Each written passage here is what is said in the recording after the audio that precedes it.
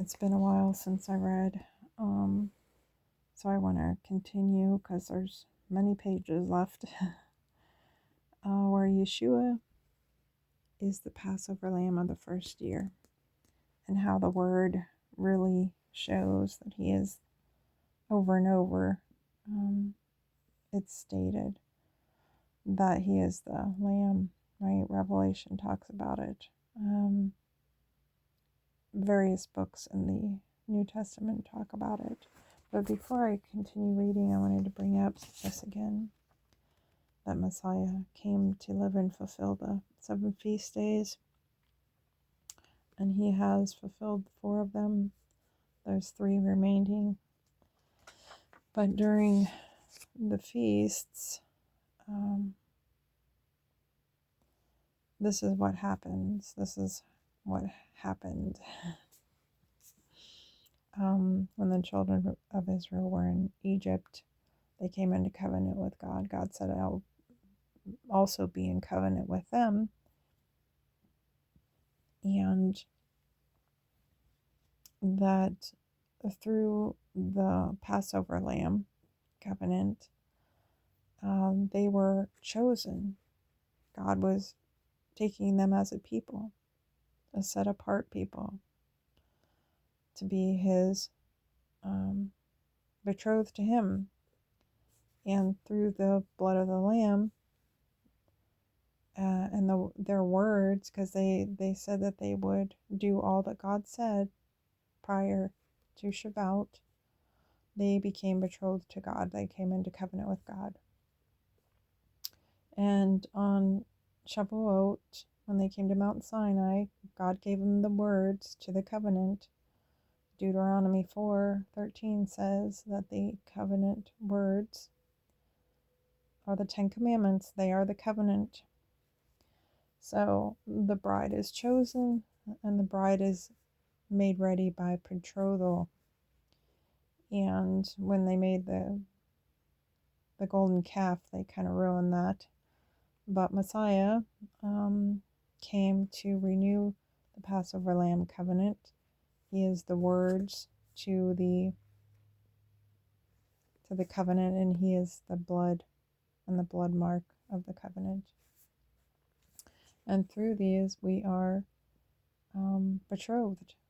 That's why we will attend the wedding, the marriage and the wedding supper of the Lamb. On Feast of Trumpets, that's what's next, is the King's coronation day. He will be King of Kings and Lord of Lords. Day of Atonement is the day the bride is married. And Sukkot, the Feast of Tabernacles, is the marriage feast. So I'm just going to read a little bit. So we are continuing. This is in Luke and in John. The people that were present when Yeshua called Lazarus out of the grave and raised him from the dead bore testimony of this event. This was another reason that the people came out to meet him, because they also had heard that Yeshua had done this miracle. And the Perishim then conferred among themselves, "Do you understand that we have just lost everything? Look, the entire world is following him."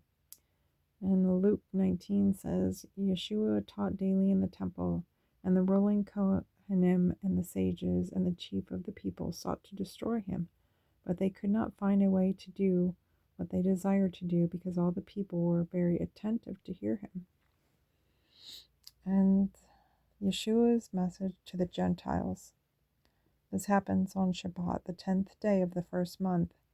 And when we go over the Passover lamb covenant in Exodus, God tells Moses, tell the people, this is the first day of the year for you, the first day of first month. And on the 10th day of this month, take a lamb, a spotless lamb without blemish of the first year, and keep it for 4 days. And on the 14th day, kill it and put the blood of the lamb on the doorpost. So here we see that it is the 10th day of the first month right now. And he gives a message to the Gentiles.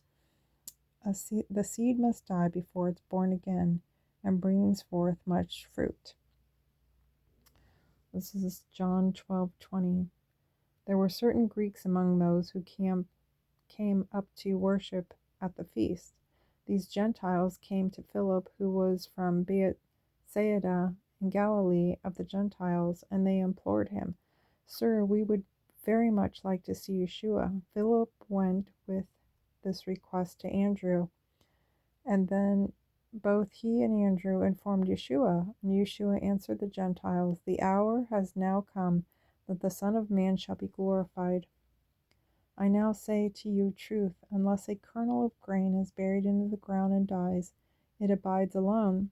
But if it dies and is buried, it brings forth much fruit. He that loves his life shall lose it. He that hates his life in this world shall keep his life eternally. If any man desires to be my servant, let him follow me, so that where I am, there shall my servant also be. If any man serves me, my Father will honor him." And then there's a footnote there. But the one that I want to read is from John. There's a footnote, and I'm going to go down the bottom in yellow. It says John 12:26:1. Yeshua relays a message to the Gentiles after he is buried and resurrected, there will be much fruit among the Gentiles, and that any man, Jew or Gentile, who serves him will be honored by the Father. This prophecy was precisely fulfilled and is recorded in the 10th chapter of the Acts. It is the testimony of the Roman centurion Cornelius, his Gentile household coming to faith. In fact, in a couple hundred years, the Gentile believers greatly outnumbered the Jewish believers. And I'm just going to read one more section where it says, "The voice from heaven signifies Yeshua is the Passover lamb." And it's still the 10th day of the first month. On John 12:27. After speaking to the Gentiles, Yeshua said, "Now my soul is deeply troubled. But what shall I say? Father, deliver me from this hour? No, this is the very reason that I came to this hour. Father, glorify your name." Then there came a voice from heaven saying, "I have both glorified it, and I will glorify it again." The people that stood by heard it, and some said that it thundered. Others said that an angel spoke to him. And Yeshua said, "This voice came not for my sake, but for yours. Now the world can be judged. Now the prince of this world can be cast out. And now I will be lifted up from the earth, and will draw all men to me."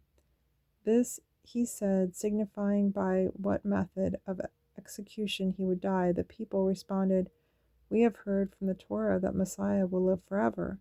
So why do you say that the Son of Man must be lifted up? So, who is this Son of Man?" Yeshua answered them, "The light is with you for just a little while. Walk in the light while you have the light, or darkness will overcome you. He that walks in darkness does not know where he is going. Believe in the light while you have the light, that you may be the children of light." And I'm going to read the footnote part to this. It says, "This is the third voice from heaven. The first was at Yeshua's mikveh, baptism. The second was at Yeshua's ordination as Kohen Gadol on Yom Kippur. And this third voice came on the day the Passover lamb was chosen." See, we go back to the 10th day of the first month. That is the day that Moses was told to tell the children of Israel to take a lamb of the first year, and made its triumphal entry into the city of Jerusalem. This transpired immediately after he prophesied of his death and resurrection to the Gentiles who came up to the feast. Jeremiah 16:19-21 states that even the repentant Gentiles will come to know and call upon the name of the Lord.